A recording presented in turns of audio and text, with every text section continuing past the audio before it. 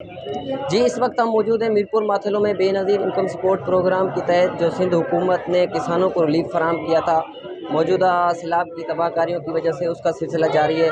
हमारे साथ कुछ शहरी मौजूद हैं, आइए जानते हैं उनसे उनका क्या कहना है। गवर्नमेंट सिंध ने जो है आबादगारों के लिए जो पैकेज दिया था, अभी वो जो है अपना इस सेंटर पे चला रहे हैं, लेकिन डिवाइस में कुछ इश्यूज़ आ रहे हैं जिसकी वजह से अमले को भी बहुत सारी परेशानियों को फेस करना पड़ रहा है। और बाज़ जो काश्तकार ऐसे हैं जो बूढ़े हैं, जिनके अंगूठों का भी मसला है, और वो आए तो हैं यहाँ पर, लेकिन यहाँ पर जो अंदर अमला है उनसे कोई ख़ास इतना ताउन नहीं कर रहा, क्योंकि बंदे मौजूद हैं, रिकॉर्ड भी पूरा मौजूद है। इसीलिए जो है वो गवर्नमेंट को चाहिए कि इनके लिए भी कुछ ना कुछ जो है अपना सिस्टम को अपडेट करें, ताकि जो बूढ़े किसान हैं या आबादगार हैं उनको परेशानी का सामना ना करना पड़े।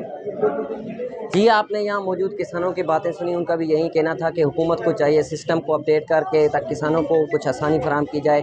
यहाँ पर दूर दूर से आए हुए किसानों को सारा दिन लग जाता है पैसे निकालने में, उनका भी हुकूमत से यही मुतालबा है कि सिस्टम को अपडेट करके हमें तकलीफ़ से बचाया जाए। जी।